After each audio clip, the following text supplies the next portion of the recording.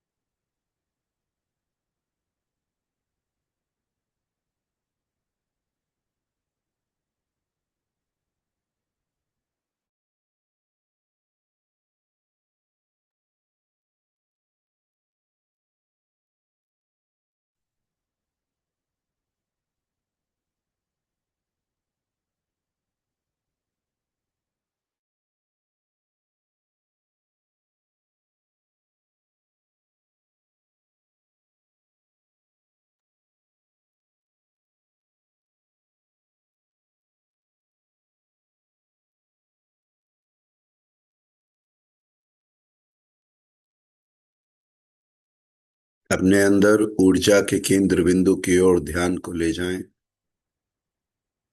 और ठहराएं।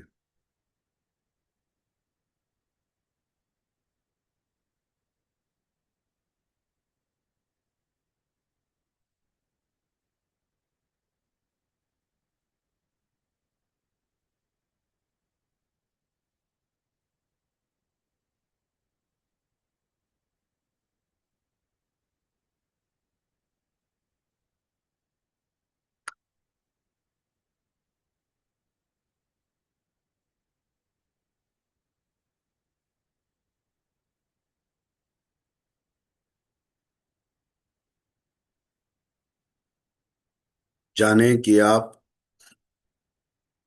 के अंदर भी वो सूक्ष्म ऊर्जा, वो चेतना व्याप्त है। और आपके शरीर के बाहर भी, यानी जिस स्थान पर आप बैठे हैं उसके अंदर भी, आपके घर में भी, घर के बाहर भी वही ऊर्जा व्याप्त है।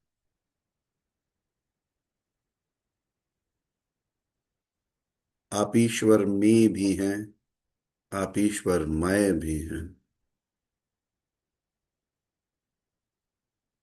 अंदर और बाहर उस शक्तिशाली कंपन, उस ऊर्जा, उस चेतना को पहचाने।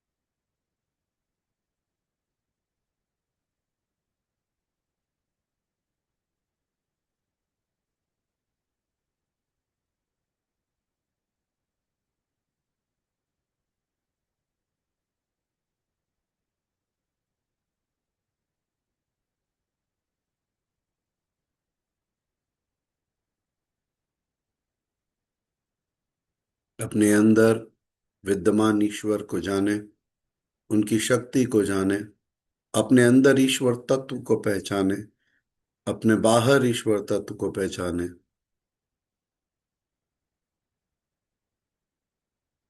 कि हमारे अंदर और बाहर कुछ है, तो केवल सूक्ष्मादि सूक्ष्म रूप में चेतना, चैतन्य स्वरूप ईश्वर, वो हम में भी व्याप्त है। इसीलिए अहम ब्रह्मस्मि जैसे भाव और सत्य उभरते हैं।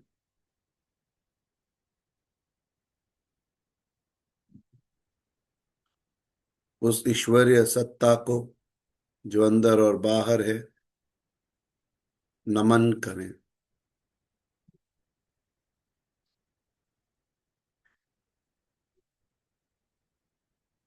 वो मुझ में भी है, बाहर भी है, यानी मैं भी हूं, वो सब भी है। वही चेतना पहले भी थी, आज भी है और हमेशा भी रहेगी।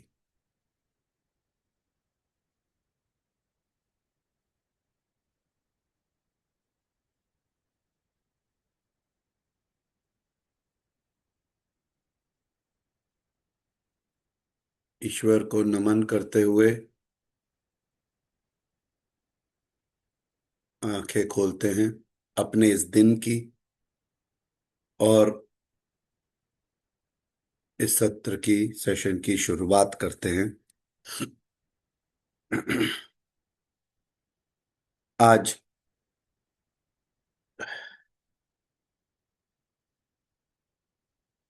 से हम श्री मांडुक्य उपनिषद समझने का प्रयास करेंगे।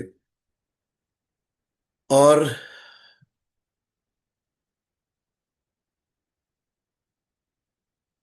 अगर ईश्वर की इच्छा रही तो मेटाफिजिक्स से क्वांटम फिजिक्स तक की जर्नी को स्टडी करें। किस तरीके से सूक्ष्मादि सूक्ष्म चेतना, जो एक तरफ संतों ने जानी, एक तरफ वैज्ञानिकों ने जानी, एक तरफ हर उस अंतर्मुखी व्यक्ति ने जानी, जो सत्य था, जो सत्य है और जो हमेशा सत्य रहेगा।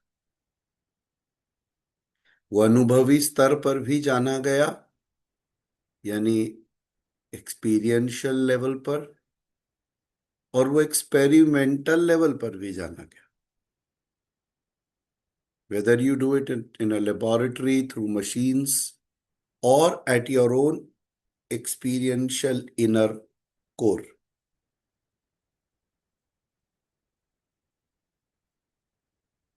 बट क्योंकि वो ग्रॉस है, ग्रॉस का मतलब विस्तृत है, व्याप्त है, वो सूक्ष्म है। सूक्ष्म का मतलब जैसे मेरे पास ये ग्लास है, ये भौतिक है, ये फिजिकल है, इसका रूप रंग है, तो इसको जानना मेरे लिए आसान हो जाता है कि एक स्टील का ग्लास है। बट अगर कोई चीज का रूप और रंग आपको ना दिखे, तो आप उसे कैसे पहचान? ईश्वर तत्व सूक्ष्म है, सूक्ष्म मतलब सटल, इतना सटल है कि उसको आप किसी भी तरह जान नहीं सकता। सूक्ष्म, तो ग्लास को पहचाना जा सकता है क्योंकि रूप है, रंग है,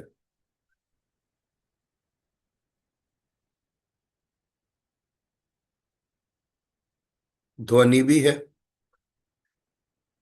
तो जब फॉर्म एंड साउंड होती है तो रिकॉग्नाइज करना इजी होता है इस माइंड को। पर जो साउंड एंड लाइट से परे है, फॉर्म से परे है, जिसमें से सब ओरिजिनेट होता है, तो वहां तक कैसे पहुंचा जाए? ह्यूमन माइंड तो फिजिकलिटी में ही फंसा रहता है। जो दिखता है वो उसे मानता है कि वो है, और जो नहीं दिखता वो कहता है वो है ही नहीं, वो भ्रम है। पर जब आप ध्यान को उस पराकाष्ठा तक ले गए, to the levels in the layers where the it was difficult for mind to go, तब आपको महसूस होने लगा कि कुछ एनर्जेटिक वाइब्रेशंस हैं, कुछ कंपन है, कुछ है जो अंदर और बाहर एग्जिस्ट करता है।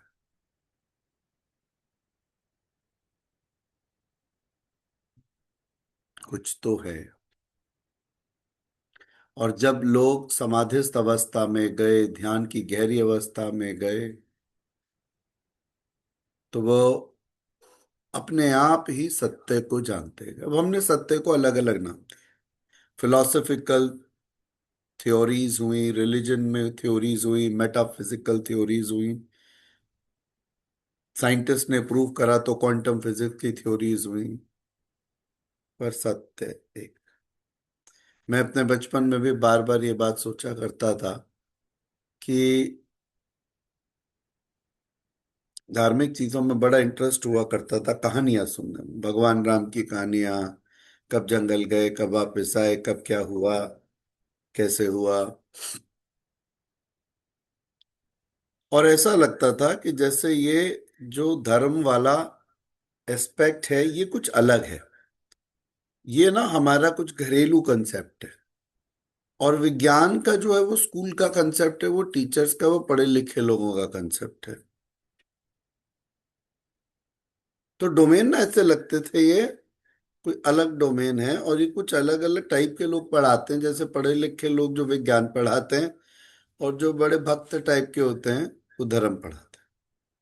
तो इनके बीच कोई कनेक्शन नहीं, क्योंकि धर्म में कहानियां हैं, विज्ञान में कहानियां नहीं है। धर्म में विश्वास है, विज्ञान में प्रूफ्स हैं। पर अंतर्मन ये कहता था बार बार हमेशा से, अब किस एज ग्रुप में क्या प्रश्न उठे तो ये तो याद नहीं, लेकिन विचार तो चलता रहता था। अच्छा, बचपन से हम किसके बारे में जानते हैं? स्वरूपों के बारे में। धर्म मतलब स्वरूप, समझना सा, मैं फिर बोलता हूं, रूप, रंग, या फिर फॉर्म, साउंड। उन्होंने क्या कहा, मैंने क्या सुना, वो कैसे दिखते थे। एक समय आया, एक बिंदु आई, जब ये प्रश्न गहन होने लग गए कि सत्य एक है, या मेरा तुम्हारा इसका उसका सत्य भी अलग अलग है। ऐसा कैसे हो सकता है? और धर्म वैज्ञानिक क्यों नहीं हो सकता? या विज्ञान आध्यात्मिक क्यों नहीं हो सकता? ज्ञान तो एक ही होगा ना, ट्रुथ तो एक ही होगा। कैसे अलग अलग सच हो सकते हैं? हम कैसे अलग अलग फील्ड्स में जी सकते हैं? हम कैसे अलग अलग, क्या हो, कैसे हो सकता है? और एक विचारक के लिए ना, केवल वो अपने सत्य को खोजने आता है, उसको ये जीवन इसीलिए मिलता है कि वो निरंतर काम करता है। उसका मन कभी तब तक शांत नहीं होता जब तक वो सत्य को पा नहीं लेता।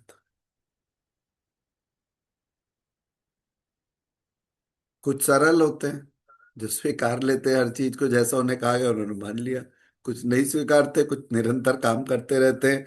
उनको लगता है जो आपने बताया बहुत अच्छा है जी, फिर भी काम चल रहा है अंदर।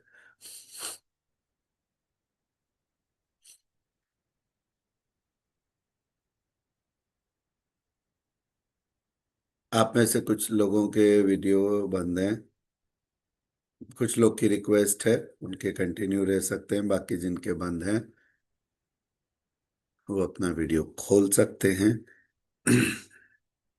अब ये तो हमें पता चल गया कि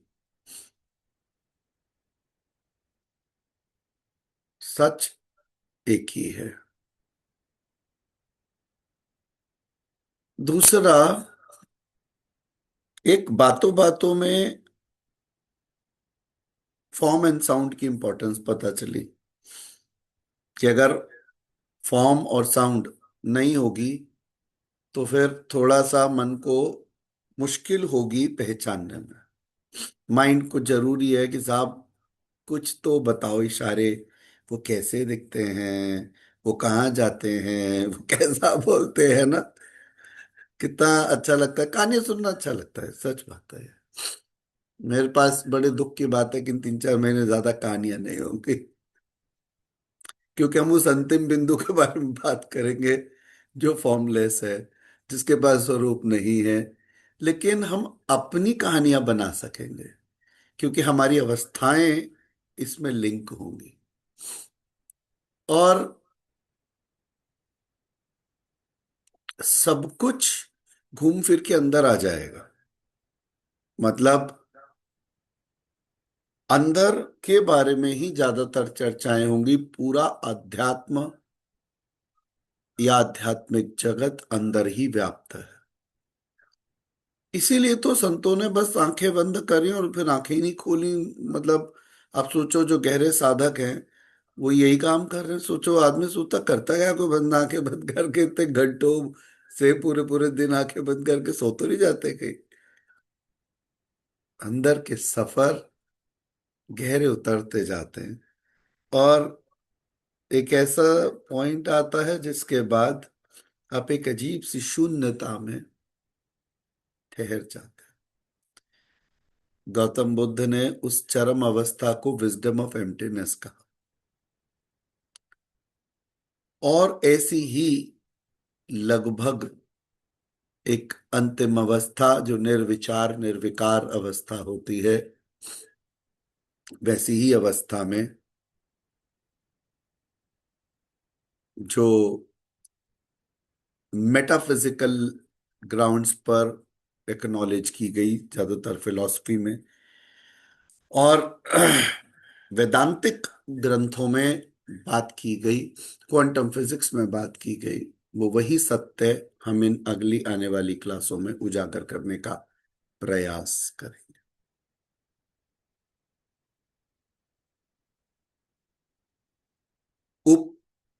उपनिषद,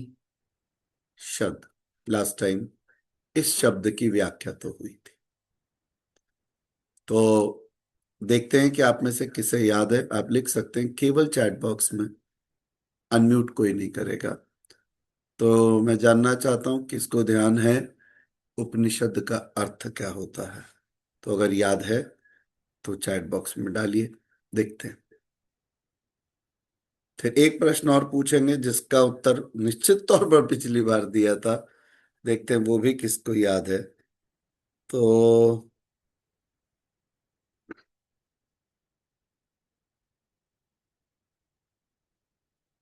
हाँ, सुमित, करेक्ट। ओ वेरी गुड। मैक्सिमम लोगों ने जिन्होंने लिखा है उन्होंने सही लिखा है। यानी उप मीन्स नियर,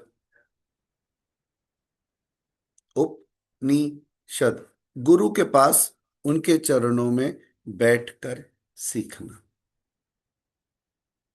भाव है, जो गुरु में है वही शिष्य में है, एक ही तत्व व्याप्त है। ये भाव शिष्य का ज्यादा है, गुरु का नहीं। गुरु ने अगर ये मान लिया कि वो गुरु है और सामने वाला शिष्य है और उसे नीचे बैठना चाहिए, तो गुरु की महानता और गुरु का विवेक दोनों खत्म।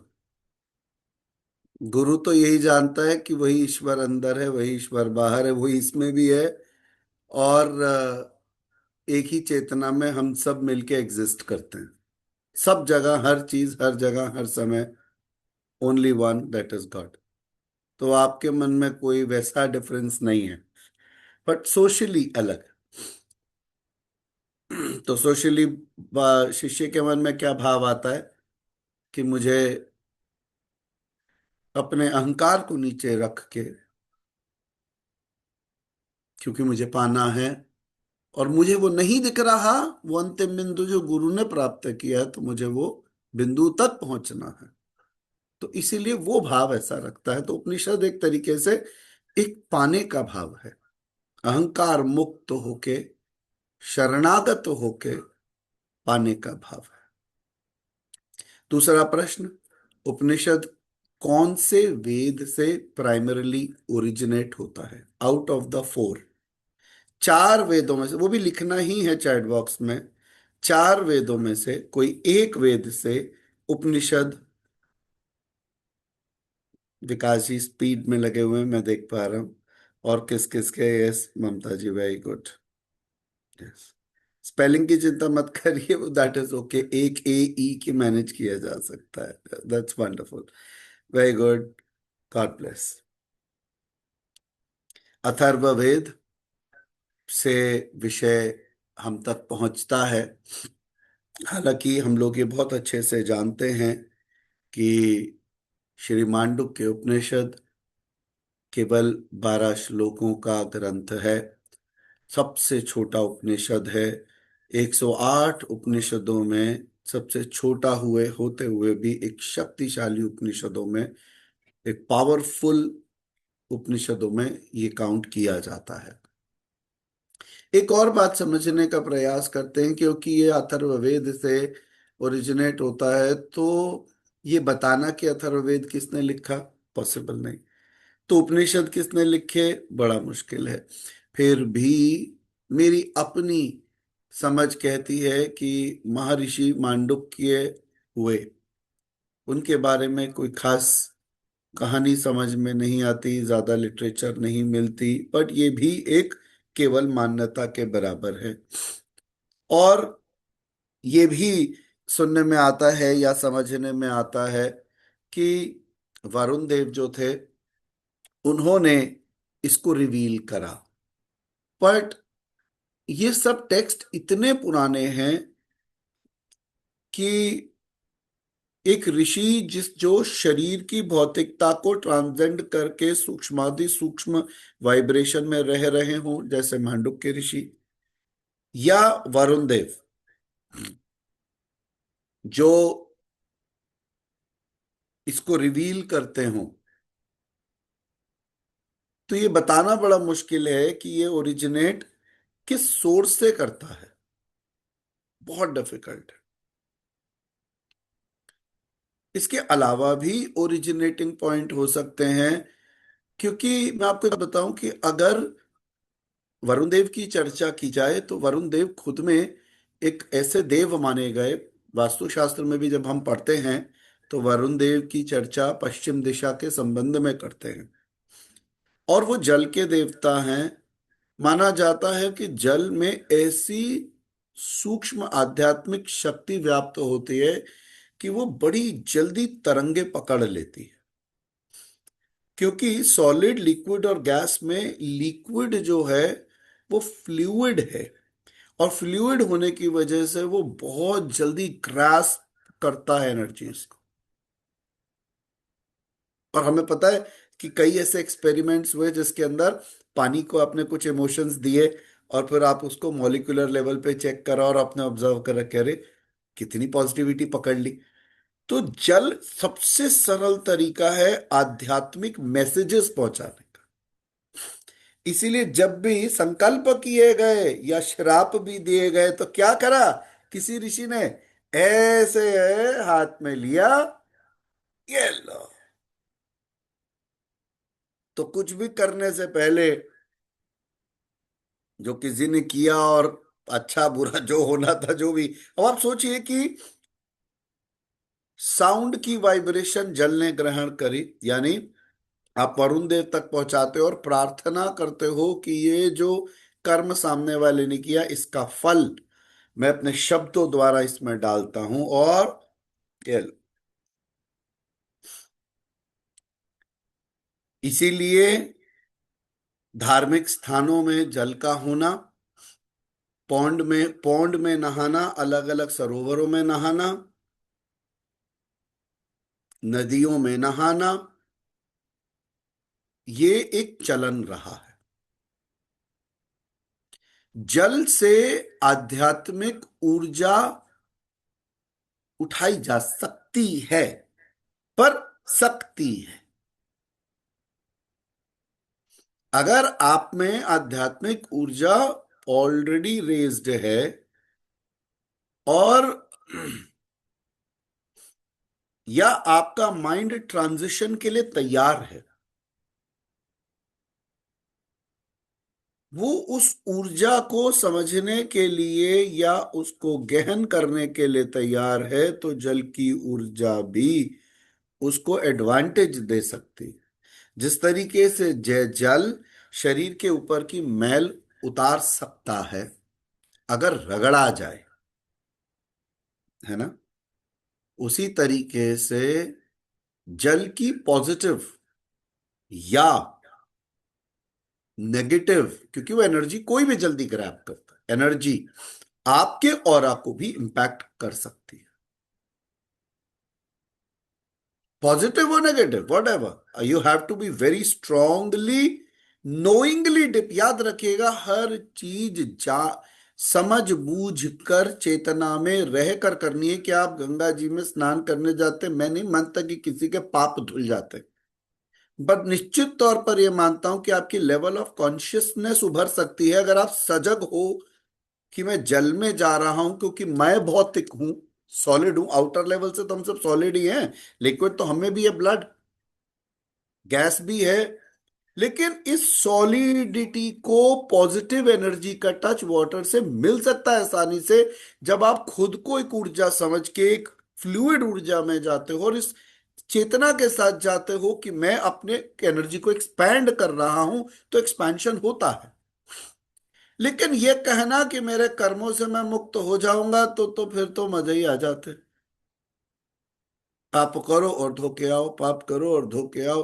तो हरिद्वार ऋषिकेश वालों पे तो पाप का भी करने का भी पॉइंट बढ़ जाता है कि साहब फटाफट करो, फटाफट धोया हाथ के हाथ। पाप तो जो हुए हैं उसका भुगतान तो कर्म, अगर वजह है जन्म लेने की, तो कर्मों से ही आपको उसको धोना होगा। You have to pay back the way it is destined. तो कर्म का सोल्यूशन तो कर्म ही होता है। इसीलिए लोग जब धार्मिक जगह जाते हैं तो दान धर्म करते हैं, तो वो भी राइट एटीट्यूड से होंगे तो काम होगा, नहीं तो वो भी नहीं होगा। अहंकार में रह के दिया हुआ पैसे तो आपको और फंसा देगा और नए कर्म खड़े करेगा। The right attitude in everything is extremely important. तो जल हमारी चेतना के स्तर, आध्यात्मिक स्तर, पॉजिटिव एनर्जी या even negative energy, but expansion में बहुत मदद कर सकता है। आप देखोगे अक्सर आप कभी नहाने जाओगे तो आपको एक फ्रेशनेस महसूस होगी, स्पेशली वो रनिंग वाटर हो। इसलिए सबसे जो उच्चतम जल है वो नदियों का माना गया, उसके बाद बाकी के माने। कुछ स्थिति में, बहुत रेयर स्थिति में सलाइन वाटर भी काउंट हुआ, बट वो सब बहुत कम स्थितियों में। तो जो जल है उसका भी एक आध्यात्मिक ग्राउंड है, वो आध्यात्मिक मैसेजेस देता है और आपके एक्सपेंशन और आपको कोर तक ले जा सकता है। तो अगर मैं वरुण देव की बात अध्यात्म में करता हूं तो मुझे ऐसा लगता है कि आज भी वही मैसेजेस मुझ तक पहुंच सकते हैं और आज भी वो मुझे रिवील कर सकते हैं बहुत कुछ इन वेरियस वाटर फॉर्म्स। तो जलदेव को मैं एक मीडियम मानता हूं इस सॉलिडिटी से सॉलिडिटी हटाने का और नए मैसेजेस लाने का, रिवील करने का एक माध्यम जल है। बट इसकी सत्यता नहीं कही जा सकती कि साहब वरुण देव ही थे जिन्होंने रिवील करा, क्योंकि मैं जहां तक भी पढ़ता हूं, समझता हूं, कोशिश करता हूं, तो इन्हीं लोगों के ज्यादातर नाम आते हैं कि साहब इन्होंने रिवील किया होगा। लेकिन जो सत्य रिवील किया वो सूक्ष्मादि सूक्ष्म चेतना और ऊर्जा का था, जिसको अब हम ओम के नाम से छानेंगे। और मांडुक्य उपनिषद के पहले श्लोक को समझने से पहले एक बार हम शांति मंत्र सुनेंगे और उसके बाद मंत्र को समझेंगे, व्याख्या समझेंगे, और हम जानते हैं इस सत्य को, आंखें बंद करेंगे, अपने अंदर अनुभव करने का प्रयास करेंगे, और ईश्वर का ग्रेस रहा तो गहरे उतरते भी जाएंगे। फिलहाल पहले एक बार शांति मंत्र। सुनते हैं, फिर आगे बढ़ेंगे।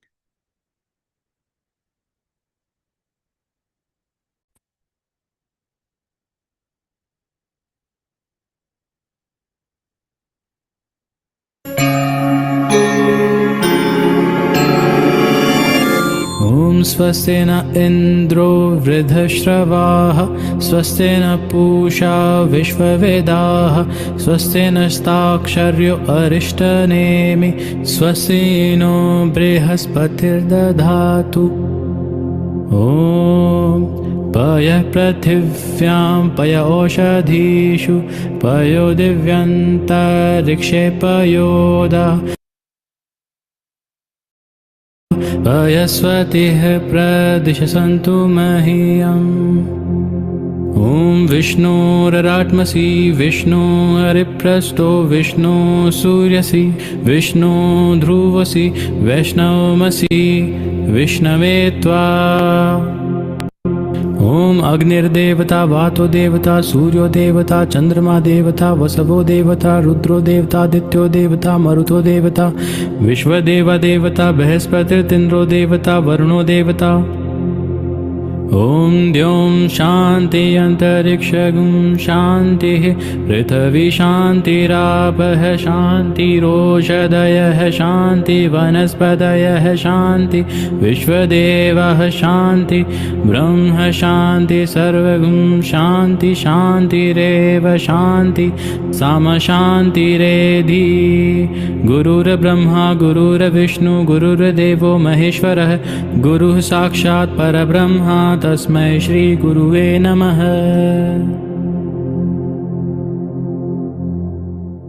ॐ स्वस्ति न इन्द्रो वृद्धश्रवाः स्वस्ति न पूषा विश्ववेदाः स्वस्ति नस्ताक्षर्यो अरिष्टनेमि स्वस्ति नो बृहस्पतिर्दधातु। ॐ पयः पृथिव्यां पय ओषधीषु पयो दिव्यन्तरिक्षे पयोदा पयस्वतिः प्रदिशन्तु मह्यम्। ॐ विष्णुरराट्मसि विष्णु हरिप्रस्थो विष्णु सूर्यसि विष्णु ध्रुवसि वैष्णवमसि विष्णवे त्वा। ॐ अग्निर्देवता वातो देवता सूर्यो देवता चंद्रमा देवता वसवो देवता रुद्रो देवता आदित्यो देवता मरुतो देवता विश्वदेवा देवता बृहस्पतिर्दिन्द्रो देवता वरुणो देवता। ॐ द्यौं शान्ति अन्तरिक्षगुं शान्तिः पृथिवी शान्तिरापः शान्तिरोषधयः शान्ति वनस्पतयः शान्ति विश्वदेवः शान्ति ब्रह्म शान्ति सर्वगुं शान्ति शान्तिरेव शान्ति साम शान्तिरेधि। गुरुर्ब्रह्मा गुरुर्विष्णु गुरुर्देवो महेश्वरः गुरुः साक्षात् परब्रह्म तस्मै श्री गुरुवे नमः।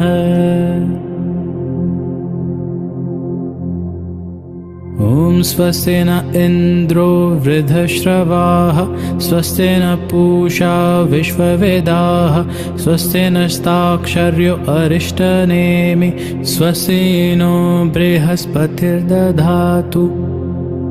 ॐ पयः पृथिव्यां पय ओषधीषु पयो दिव्यन्तरिक्षे पयोदा पयस्वतिः प्रदिशन्तु मह्यम्।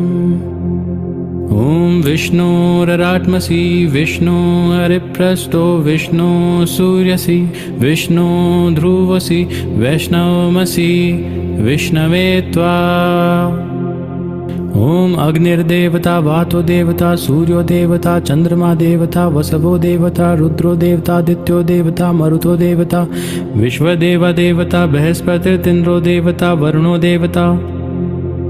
ॐ द्यौं शान्ति अन्तरिक्षगुं शान्तिः पृथिवी शान्तिरापः शान्तिरोषधयः शान्ति वनस्पतयः शान्ति विश्वदेवः शान्ति ब्रह्म शान्ति सर्वगुं शान्ति शान्तिरेव शान्ति समशान्तिरेधि गुरुर्ब्रह्मा गुरुर्विष्णु गुरुर्देवो महेश्वरः गुरुः साक्षात् परब्रह्म तस्मै श्रीगुरुवे नमः।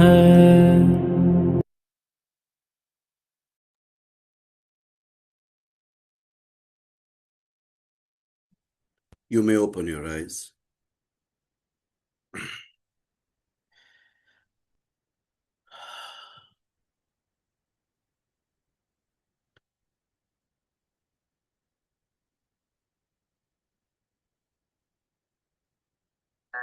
ओ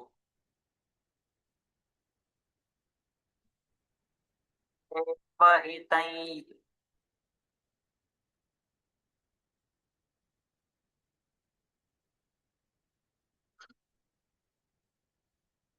जैसा अभी हम लोगों ने चर्चा करी कि श्री मांडुक्य उपनिषद में 12 श्लोक हैं। पहला श्लोक एक बार सुनते हैं, उसके बाद उस पर चर्चा करते जाएंगे।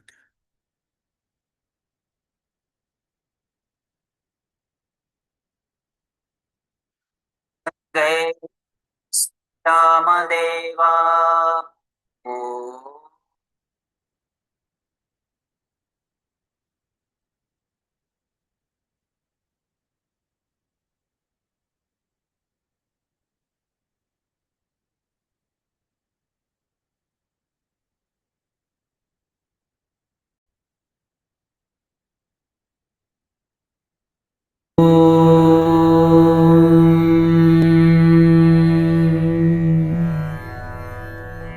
अथ माण्डुक्योपनिषत् शान्तिपाठः। भद्रं कर्णेभिः शृणुयाम देवाः, भद्रं पश्येमाक्षभिर्यजत्राः, स्थिरैरङ्गैस्तुष्टुवागुंसस्तनूभिः व्यशेम देवहितं यदायुः। स्वस्ति न इन्द्रो वृद्धश्रवाः, स्वस्ति नः पूषा विश्ववेदाः, स्वस्ति नस्तार्क्ष्यो अरिष्टनेमिः, स्वस्ति नो बृहस्पतिर्दधातु। ॐ शान्ति शान्ति शान्तिः। अथ प्रथमः खण्डः। ओमित्येतदक्षरमिदं सर्वं तस्योपव्याख्यानं भूतं भवद्भविष्यदिति सर्वमोङ्कार एव। यच्चान्यत्रिकालातीतं तदप्योङ्कार एव।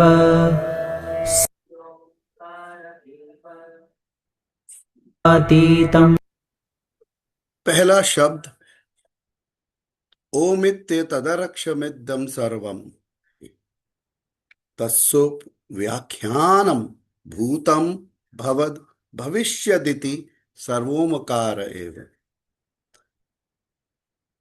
एक एक शब्द को ध्यान से समझने का प्रयास करेंगे।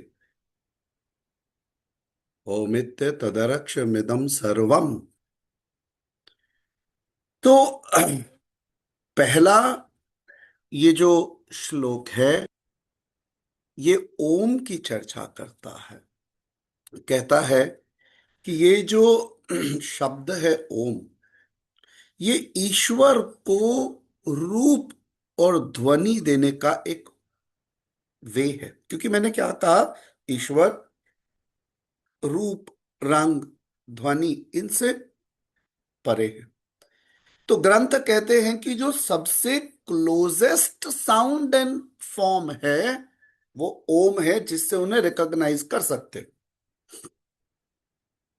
क्योंकि जिनको आप पहचान नहीं सकते तो आप उनकी चर्चा भी नहीं कर सकते, आप उन्हें जानते ही नहीं हो, वो आपसे बहुत दूर है। तो ये जो प्रणव है, प्रणव मंत्र है ओम, वो एक तरीके का सिंबल है ब्रह्म का या एब्सोल्यूट का, उस ईश्वर तत्व का, जिसको हमने कई और रूपों में भी जानने का प्रयास कर। इनफैक्ट फॉर्म या फॉर्मलेस, वो उसकी अपनी लीला है, उसकी अपनी नीड एंड रिक्वायरमेंट है, कब वो कैसे आना चाहे। पर वो परमानेंट अवस्था में किस में रहते हैं? फॉर्मलेस। वो उनकी अवस्था है जिसके अंदर उनका कोई रूप नहीं है। वो एक तरीके से विटनेसिंग एंटिटी की तरह इस संसार में है, जो सारे सिस्टम्स ऑटोमेशन पे चला रहे हैं, पर सब चल रहे हैं अपने आप। तो जो प्रणव है, ये एक ऐसी कोर साउंड है जिसको ईश्वर तत्व रिप्रेजेंट करता है। तो मैंने क्या बोला कि अगर किसी भी चीज को साउंड एंड फॉर्म दे दिया जाए तो आसान होगा रिकॉग्नाइज करना। और एक बात तो आपको और बताता हूं कि जब आप अपने अंदर गहरा उतरते हैं तो लाइट, साउंड, वाइब्रेशन, इनका कॉम्बिनेशन आपको स्पिरिचुअल रेल्म्स में ले जाने में मदद करता है। पूर्ण अंतिम बिंदु नहीं है वो भी, यानी कि ये अंतिम बिंदु नहीं है। अंतिम बिंदु तो एक शून्यता ही है, जहां पर ध्वनियां भी सूक्ष्मादि सूक्ष्म होंगी, रूप भी सूक्ष्मादि सूक्ष्म होगा, क्योंकि मन को ले जाना नहीं अंदर। जो सब कुछ रिकॉग्नाइज करता है, जो सब पहचानता है, जो अपने स्विमिंग कोच से कहता है सर हाथ पकड़ के रखना, पानी में डूबना जाऊं, तो कोच का हाथ कब तक पकड़ के अंदर जाओगे? छोड़ना पड़ेगा, तभी डीप डाइविंग होगी, है ना? तो आप ऐसे नहीं कर सकते ना, एक तरफ से कोच का हाथ पकड़ के रखो और पानी में स्विम करते रहो, तो स्विमिंग एक हाथ से तो चलेगी भी नहीं। You have to deep dive. तो हाथ, सारी पहचानी हुई चीजें जिसने मदद की थी, वो सबको गुरु से लेके हर जानकार इंसान तक सब कुछ बाहर छोड़ना पड़ेगा और एक अजीब से साइलेंस में उतरना पड़ेगा। बट ले जाने में मददगार कौन हो सकता है? निश्चित तौर पर ये एक एक ऐसा कॉग्निटिव फैकल्टी है जिसको कहा गया ओम। अब एक एग्जांपल और लेता हूं। यहां पर कितने सारे ऐसे लोग हैं जो नक्शों को जानते हैं, जो हम अक्सर घर के बनाते हैं। तो नक्शा बनाते हैं ना, तो उससे एक फील आ जाता है, अच्छा अच्छा ये घर में ये रूम यहां पर है, ये कमरे यहां पर हैं, अच्छा एंट्री यहां पर है। तो आपको क्या होता है? You get a feel of the house. पूरा घर नहीं पहचान पाते। ऐसे जब आप ओम लिखते हो, वो 2D में आप ईश्वर का एक 2 डायमेंशनल फील ले सकते हो। ईश्वर को की गहराई में नहीं जा सकते। आप ये नहीं कह सकते आपने एक ओंकार बोला तो ईश्वर पा लिया। ये बोलो आप उसको एक किसी एक डायमेंशन से कनेक्ट कर पा रहे, सम फील ऑफ इट। आवाज से और गहराई, वाइब्रेशन से और गहराई, और भाव से और गहराई। तो ये एक बड़ा अच्छा माध्यम हो सकता है ओम, जो ईश्वर को डिनोट करता है, ईश्वर को रिप्रेजेंट करता है, ईश्वर तक आपको लेके जाता है। तो जब हम ये बात करते हैं कि ईश्वर तत्व जो है वो ओम, कहते हैं कि ओम उसको रिप्रेजेंट करता है।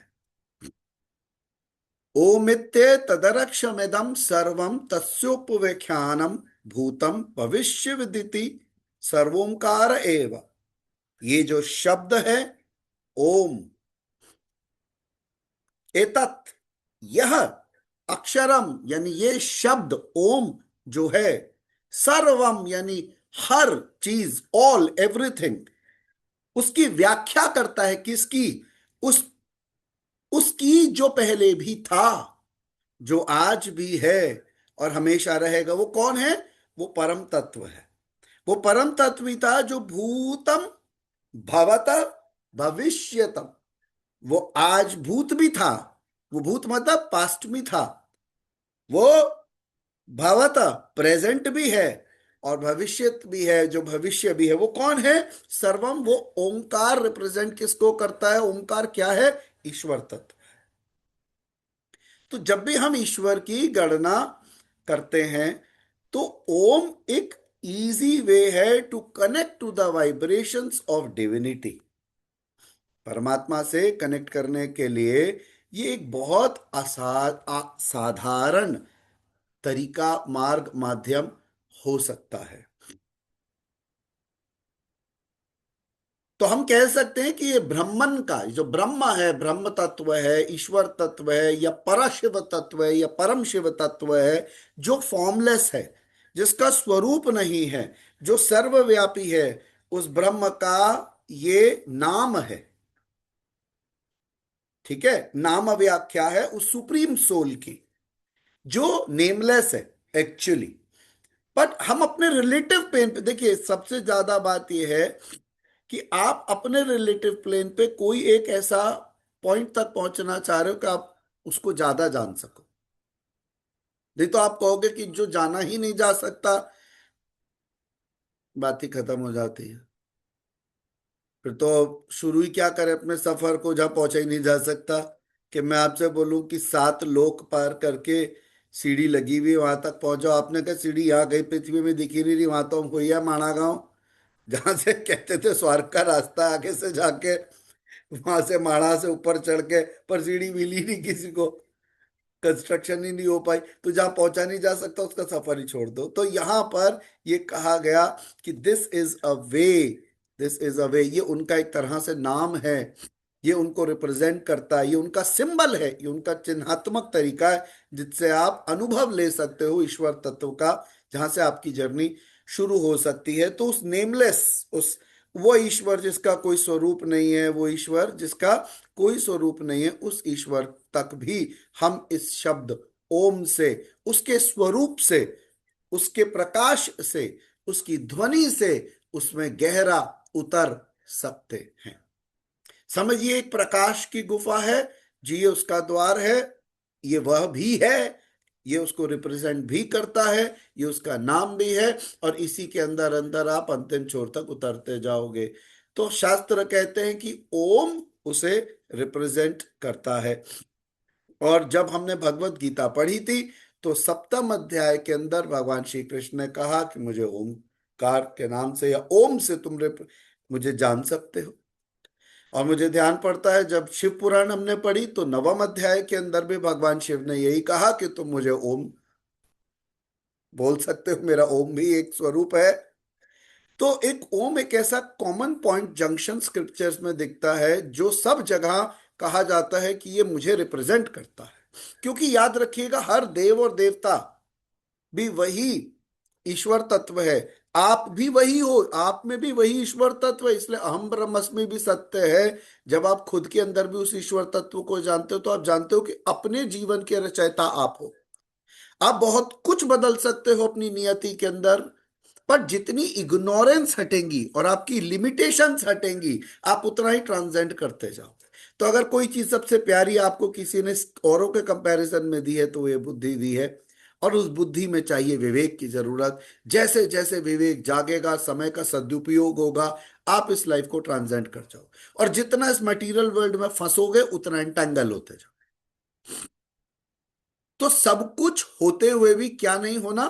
फंसना नहीं, एंटेंगल नहीं होना, आदत नहीं डालनी, और उसकी ओर बढ़ना है जो अंदर होते हुए भी अनजाना रह जाता है।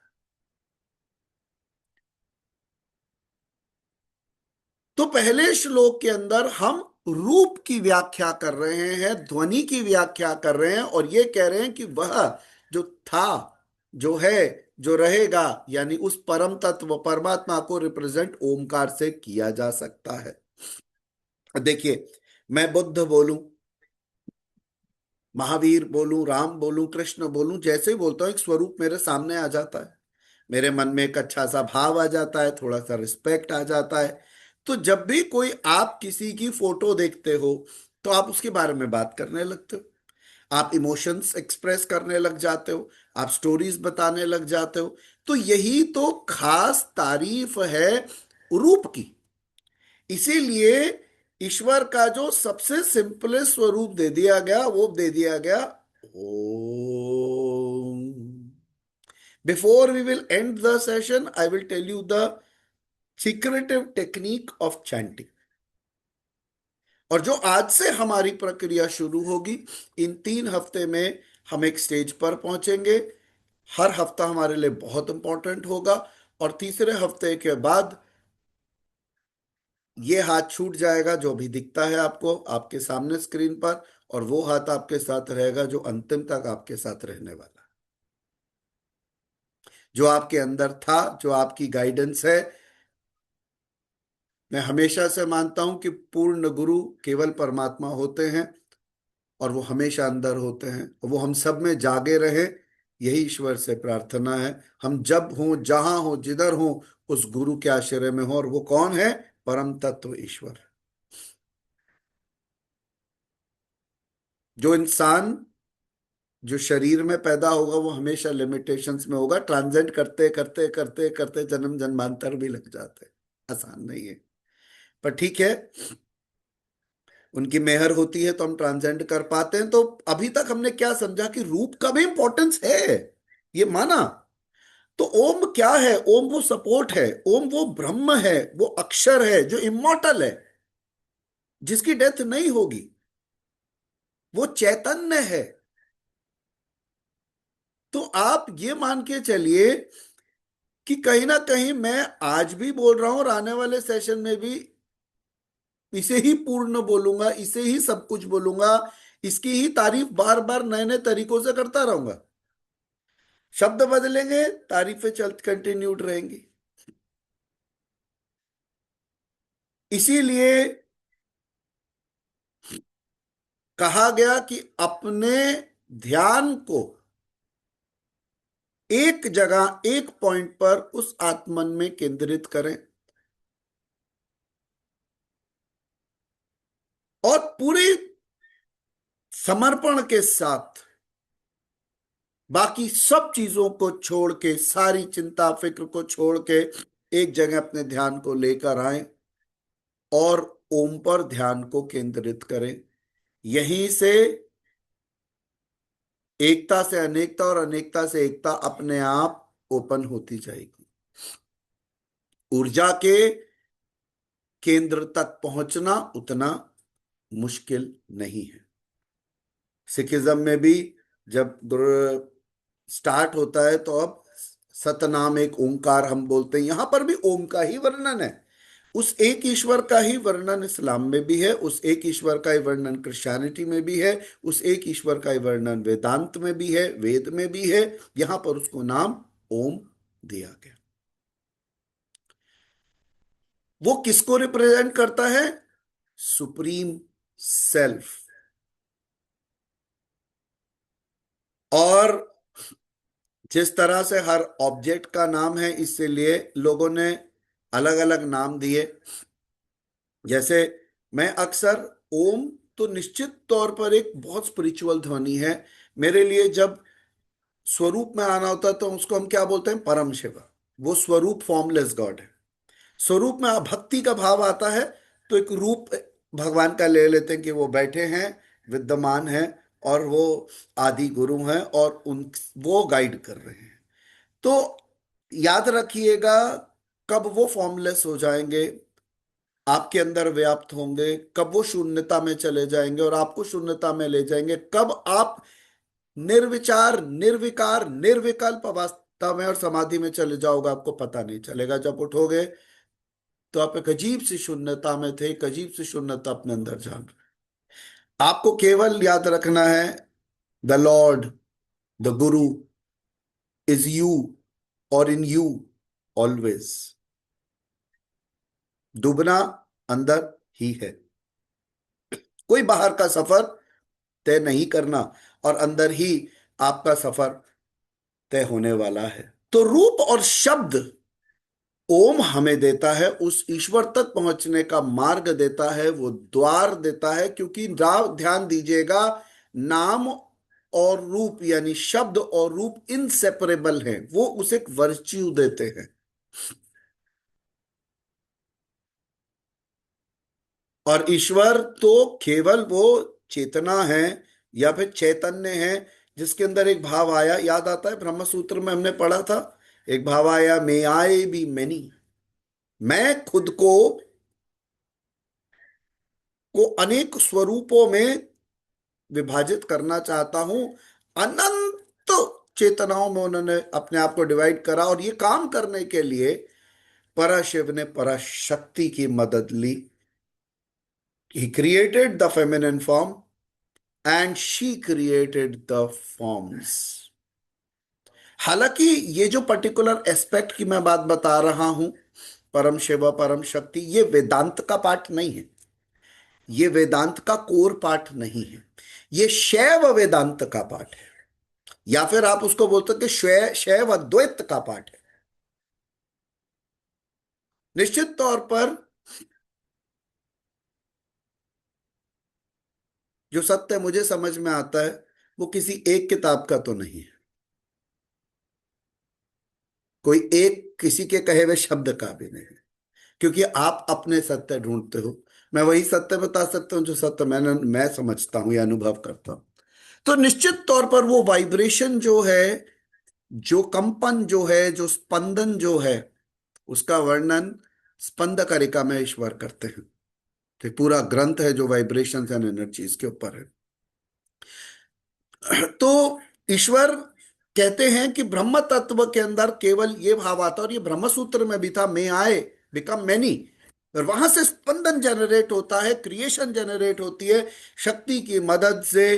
पूरा एक संसार, formations and formations and formations create होते चले चले जाते हैं। तो ओम सबसे ज्यादा universal, all inclusive sound and form है। तो आज हमने रूप और ध्वनि की व्याख्या की, और ये समझने का प्रयास करा ये ओम उस ईश्वर की का नाम है, या उसे रिप्रेजेंट करता है, या वो वही है जो हमेशा से था, हमेशा से है और हमेशा रहेगा। तो ईश्वर का जन्म होता है, परमात्मा का जन्म होता है नहीं। वो ऊर्जा और चेतना है। और हमने क्या पढ़ा था विज्ञान के अंदर, what is the law of conservation of energy? Energy can not be created nor can it be destroyed, it only transforms. तो क्या करती है ऊर्जा? ना तो उसका जन्म हुआ ना उसकी मृत्यु होगी, वो रूपांतरित हो गए। और ईश्वर इसीलिए फॉर्म में आ सकते हैं क्योंकि रूपांतरण उनके लिए बेसिक चीज है। जब हम बोलते हैं ना ब्रह्मा जी के मानस पुत्र, उनके मानस पुत्र, एक सेकंड में ट्रांसफॉर्मेशन होती है। Generating forms is like seconds for them, क्योंकि एनर्जी के लिए फॉर्म को क्रिएट करना या खुद को ट्रांसफॉर्म करना सबसे आसान है। सबसे मुश्किल किसे? अर्थ एलिमेंट को, मैटर को, सॉलिडिटी को। इसको बोलो कि तुम इतनी बड़ी उंगली की इतनी इतनी उंगली कर लो, कुछ नहीं हो सकता। मोटापे को कम करो तो आदमी दौड़ दौड़ के बावला हो जाता है, तब उसके जाके 5 किलो कम होता है। मोटे हो जाओ तो फिर मोटे होने के लिए भी कुछ एफर्ट्स करने पड़ते हैं। हमने देखा ना मूवी के एक्टर्स बेचारे कैसे कमजोर होते हैं, फिर पतले हो जाते हैं, फिर मोटे हो जाते हैं, उनके हर रोल जैसे जैसे नए मिलते हैं, तो वो बेचारे, उनके लिए पर आसान नहीं होता। ये अगर ईश्वर तत्व हो तो महीनों जाओ फिर मोटे हो जाओ, क्योंकि वो तो यहां है सेकंड्स में ट्रांसफॉर्मेशंस। पर आप जैसे ही एक शरीर में आ जाते हो, सॉलिडिटी में आ जाते हो, आपके लिए चेंजेस आसान नहीं होते। आपका माइंड भी लिमिटेड हो जाता है, वहां हर चीज असीमित है। तो हम ये समझने का प्रयास कर रहे हैं कि वो ईश्वर और परमात्मा ना क्रिएट हुआ था ना डिस्ट्रॉय होगा, वो है और रहेगा, ऑल परवेडिंग, ऑल नॉलेजेबल। हमने पढ़ा था ना जो हम ब्रह्म सूत्र पढ़ते थे, मैं शुद्ध बुद्ध चैतन्य आत्मा हूं। तो निश्चित तौर पर पावरफुल कॉन्शियसनेस है हम लोग, और इसी कॉन्शियसनेस का वर्णन मांडुक्य उपनिषद के पहले श्लोक में आता है कि वो ईश्वर तत्व जो है वो मृत्यु नहीं हो सकती उनकी, क्योंकि जन्म ही नहीं हुआ। तो आप भी उसी ईश्वर का अंश हो। और आप भी जब अपने आप को उस ऊर्जा स्वरूप में जानते हो तो आप भी जान जाओगे कि आपका भी अंत नहीं होगा। आपका शरीर चला जा सकता है, आपकी एक काया नष्ट हो सकती है, पर जो बिंदु से आप रोज जुड़ के और हमेशा जुड़े रहते हो और उसमें गहरा उतर जाते हो वो नष्ट नहीं होता। आदि शंकराचार्य ने इतने ब्यूटीफुल तरीके से इसको कहा, असंगो हम असंगो हम असंगो हम पुनः पुनः सच्चिदानंद रूपो हम अहमेवा हम अव्ययः। और शंकराचार्य तो निश्चित तौर पर वो पहले थे जिन्होंने अद्वैत वेदांत की शुरुआत करी, और उनके लिए बड़ा मुश्किल था। नित्य शुद्ध विमुक्तो हम निराकारो हम अव्ययः, भूमानंद स्वरूपो हम अहमेवा हम अव्ययः। नित्यो हम निर्विद्यो हम निराकारो हम चित्त परमानंद रूपो हम अहमेवा हम अव्यय। कभी मौका मिलेगा तब एक बार व्याख्या करेंगे एक एक की, कि मैं कौन हूं। मैं तो अनअटैच्ड हूं इस संसार से, मैं वो चेतना हूं, मैं प्रकाश हूं, मैं ऊर्जा हूं, और मैं एक एक लिबरेटेड फॉर्मलेस चेंज, एक फॉर्मलेस बीइंग हूं। क्योंकि हम चर्चा इस समय किसकी कर रहे हो, शरीर की नहीं कर रहे हो, आत्मन की कर रहे हैं। तो आप समझ लीजिए जो ओंकार की हम बात कर रहे हैं, जो ईश्वर तत्व की बात कर रहे हैं, जब हम अपने अंदर जानते हैं तो हमें रियलाइज होता है कि हम, हमारा माइंड आउटवर्ल्डली है, इसीलिए उसको अंदर की स्टोरी समझने में मुश्किल होती है, क्योंकि वो हर समय बाहर की चीजें परसीव करता है। एक बात ध्यान दीजिएगा, जैसे ये क्लास एंड होती है, ध्यान में बैठिएगा, वापस खड़े होके फटाफट चाय बनाने मत जाइएगा, कोई और काम करने मत लगेगा, फोन उठा के जल्दी से फटाफट फटाफट अपने पेंडिंग काम मत करने लगिएगा, फिर वही काम हो जाएगा। ये माइंड बहुत आउटवर्डली है। आप मेरे प्रेशर में नहीं, शायद प्रेम में बैठे होंगे, ऐसा मैं समझता हूं। या तो जानने की इच्छा या कुछ समझने की इच्छा होगी। आपके भी पुण्य कर्म हैं, और आप पे गॉड्स ग्रेस है कि शायद ईश्वर की इच्छा से कुछ खास आप तक पहुंच रहा होगा। वो तब पहुंचेगा जब उसकी पाचन शक्ति साथ में होगी। वो खा तो हम सकते हैं हैवी, पर डाइजेस्ट नहीं कर पाए तो वॉमिट हो जाते हैं। तो याद रखिएगा, ये जो भी जा रहा है इसको पचाने के लिए पाचन शक्ति तब होगी जब थोड़ी देर के लिए बस चुप बैठे जाएं। And silence is where you connect in a way to divine, और केवल ध्यान की प्रक्रिया में दोबारा लग जाएं। संसार में वापस तो जाना ही है, क्योंकि वो हमारी कर्म स्थली है। हम उसे छोड़ के कहीं नहीं जा रहे, हम अंतिम समय तक अपने कर्तव्य, काम, ड्यूटी सब करने वाले, ऐसा कुछ नहीं। लेकिन कुछ समय तो चुरा सकते हैं, 10 मिनट तो निकाल ही सकते हैं। उसका वजह यह है कि जब योग इन एक्शन होगा, please note down this sentence, I love this sentence crazily. जब मैं ध्यान की अवस्था में बैठूं और मैं ध्यानस्थ हो जाऊं तो क्या खास बात है, जब मैं बोलते हुए ध्यान की अवस्था में हूं, जब मैं नहाते हुए, काम करते हुए, चर्चा करते हुए, ऑफिस में ध्यान की अवस्था में हूं, आंखें खोल के, तब आनंद है। Yoga in action. जो हाईएस्ट लेवल ऑफ कम्युनियन और योग है वो है when you are in action, you are in state of God.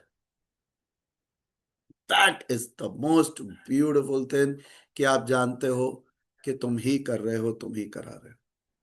एक इसकी अवस्था है कि मैं ईश्वर हूं, मैं ही कर रहा हूं, मैं करा रहा हूं, ये भी एक अवस्था है। The way you look at it, consciousness is one, that we all know. तो जो ब्रह्म है, ब्रह्म तत्व है, या परशिव तत्व या परम शिव तत्व है, यानी कि सूक्ष्मादि स्वरूप, जो हर चीज में एक ही चेतना व्याप्त है, वो एक पावरफुल एनर्जी और कॉन्शियसनेस है। और केवल आदि शंकराचार्य ने, गौड़ पदाचार्य ने भी इनके ऊपर बहुत अच्छी व्याख्या की, बहुत अच्छी व्याख्या की। हम जब भी किसी ऐसे लाइटेंड लोगों के भावों को सुनते हैं, हालांकि ये सब सिमिलर बातें कर रहे हैं, सब एक सी बातें करते हैं, लेकिन कभी कभी ना किसी का कोई शब्द अंदर उतर जाता है,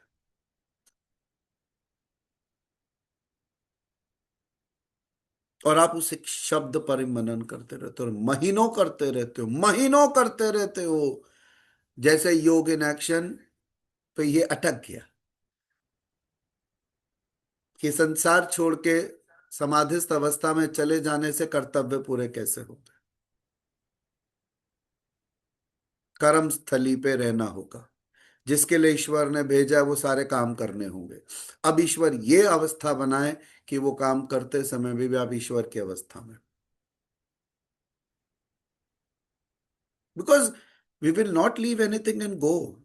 गृहस्थ के लिए हमें भेजा गया था, गृहस्थ में ही हम लिप्त भी हैं, और गृहस्थ में रहते हुए हर काम, ट्रैवल, घूमना फिरना, काम धाम सब करते हुए उस ईश्वर की अवस्था को मेंटेन करें। यही हमारा एक बेसिक ग्राउंड ऑफ वर्किंग है। तो जब हम उस सुप्रीम सेल्फ की चर्चा करते हैं तो किससे करते हैं? ओम। और ओम, आप ये समझ लीजिए कि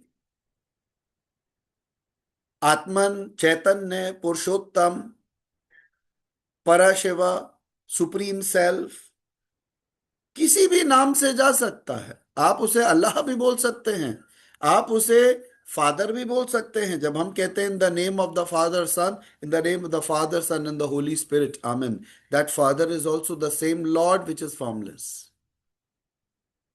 पूरा विश्व, पूरा संसार उस ऊर्जा के, कॉन्शियसनेस के कोर को ही जानता है, जिसमें सब एग्जिस्ट करता है। बस सबके माध्यम, सबके नाम, सबकी ध्वनियां अलग हो सकती, इसमें कोई अलग बात नहीं है। जिसने जिस तरह से रास्ता पकड़ा, जिस तरह से जाना, तो ये ओम किस चीज को डिनोट करता है? उस इमॉर्टल गॉड को। इमॉर्टल मीन्स इनकी डेथ नहीं होगी। इनडिविजिबल गॉड को, जो विभाजित में नहीं किया जा सकता, वो अपनी इच्छा से कोई भी रूप ले ले, कितना भी बड़ा ले ले, कितना भी छोटा ले ले। ऐसा हो सकता है कि ईश्वर कहे कि मैं भावना जी को दर्शन दूंगा, भाव कहते, भावना जी कहते हैं परमात्मा मुझे दर्शन दीजिए, वो कहते हैं मैडम आपके अंदर ही हूँ हर समय, आंखें बंद करो दर्शन हो जाएंगे। कहती है ऐसे वाले नहीं, ऐसे तो सर भी कराते रहते हैं, मेरे को डिफरेंट टाइप के दर्शन दीजिए। जैसे अर्जुन जी को चाहिए थे भगवान ऐसे नहीं, तुम ऐसे आओ, ऐसे तो मैं डर गया हूं।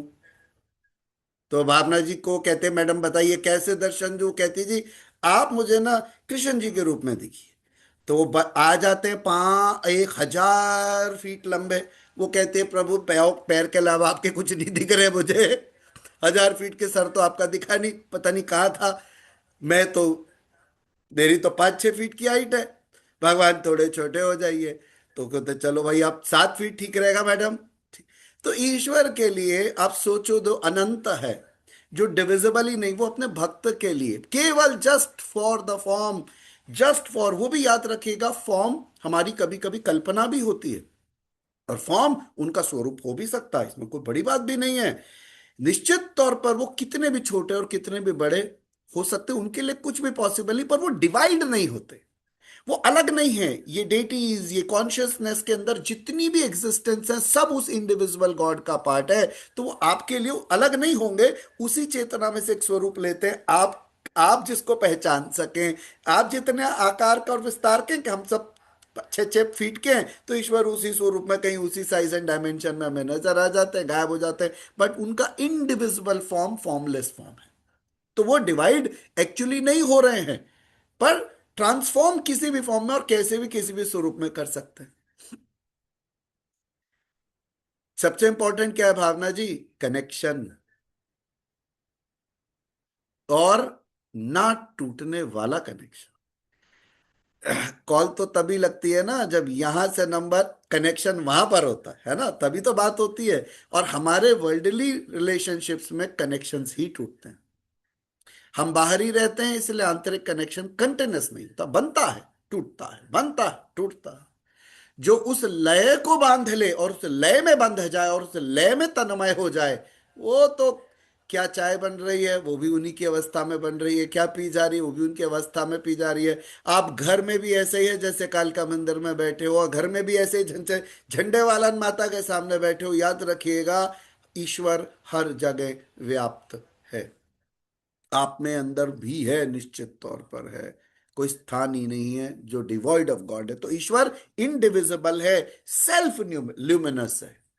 आत्मा को इसलिए प्रकाश का स्वरूप बताया गया क्योंकि वह कई सूर्यों का प्रकाश लेके हमारे अंदर विद्यमान है और अनचेंजिंग है। करोड़ों साल पहले भी ईश्वर चैतन्य स्वरूप था, आज भी वो वैसे ही है।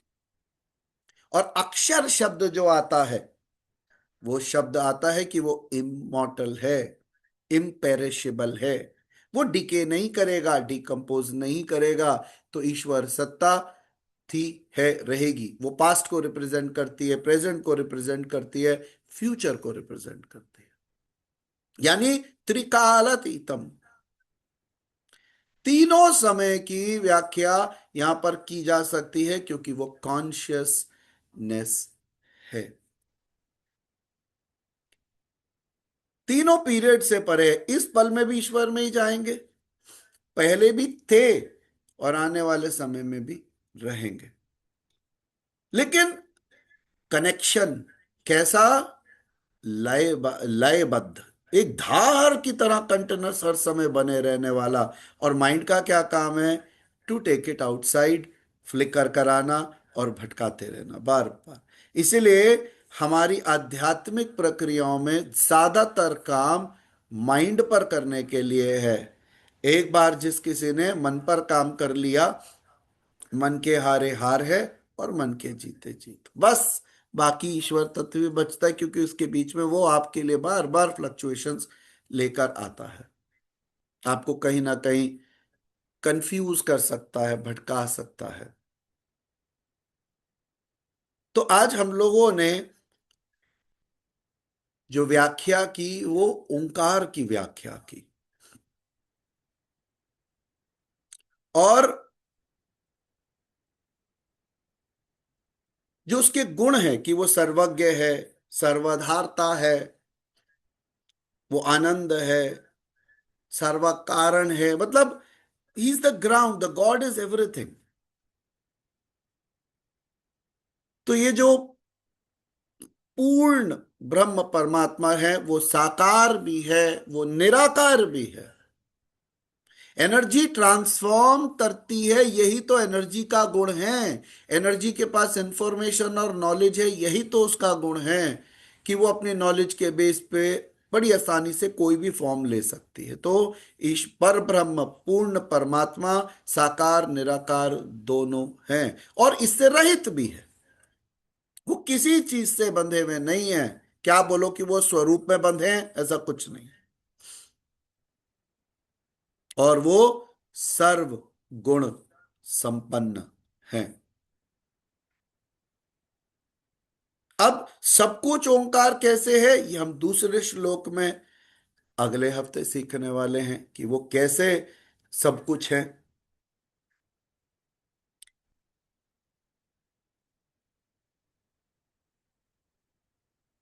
प्रैक्टिकल का अब समय आता है जब हमें ये समझना है कि ध्यान इस हफ्ते कैसे करना है, इसके अगले हफ्ते कैसे करना और उसके बाद क्या करना, फिर वो अपने आप होता रहेगा।